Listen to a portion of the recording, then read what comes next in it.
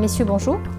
Nous sommes là pour parler aujourd'hui de la loi ALUR et plus spécifiquement de la disposition relative à la mise en place d'extranet au sein des copropriétés. Comment l'idée de proposer une réponse à la loi ALUR a-t-elle vu le jour? En fait, on vient en aucun cas remplacer l'extranet du syndic et qui l'utilise à des fins de gestion, de paiement en ligne, etc. On n'a même pas les informations de gestion, on n'a aucune raison de les avoir et donc ils ont tout lieu d'être dans l'extranet. Et c'est là où il y a un véritable distinguo à faire entre cet extranet du syndic et l'espace de marésidence.fr. Même s'il y a cet effet de complémentarité très fort dont on parlait tout à l'heure sur l'information proactive que le syndic peut pousser depuis l'extranet vers marésidence.fr. Donc l'idée est venue très tôt de marésidence.fr, ça fait maintenant 7 ans qu'on y travaille. La conviction de base, c'est que de nouveau, ce délitement du lien social auquel nous assistons tous de façon quasi inexorable est lié naturellement au fait qu'on ne dispose pas d'outils pour entrer en relation avec son voisin. Très difficile d'aller toquer à la porte du voisin, de l'accoster dans l'escalier ou de lui téléphoner. Et tous ces outils l'obligent à répondre.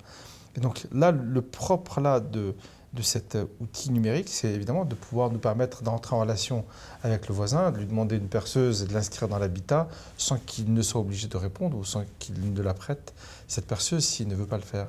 Et évidemment, dès lors qu'il souhaite le faire, nous devons nous rencontrer dans la vraie vie. Et nous voilà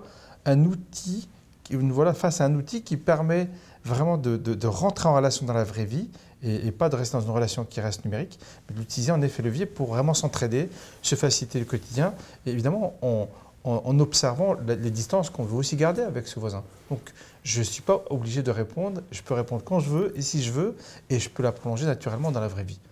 C'est peut-être, pour rebondir sur ce que vous dites, un point qu'on constate, nous, c'est quand même la déresponsabilisation des occupants d'un immeuble qui est de plus en plus importante au fil des années. Les gens finalement rentrent le soir, sortent le matin, et s'ils voient quelque chose qui marche ou qui ne marche pas, à la limite, ce n'est pas leur problème, et ils attendent que ce soit réglé. Et ils attendent, entre guillemets, que ce soit réglé par le syndic, encore faut-il que le syndic soit prévenu. Donc c'est vrai que là-dessus, je pense que cet outil va vous permettre, et va permettre aux occupants d'être plus attentifs aux autres, d'une manière générale, à l'immeuble en tant que tel, au produit physique qu'est l'immeuble, et puis aux autres en particulier. Et ça, je pense qu'effectivement, on en a grandement besoin. Et là, ce n'est pas du tout une affaire de syndic, on en a grandement besoin dans des villes comme Paris ou nos banlieues. Merci messieurs pour ces éclairages. Merci. Merci à vous. Merci. À bientôt.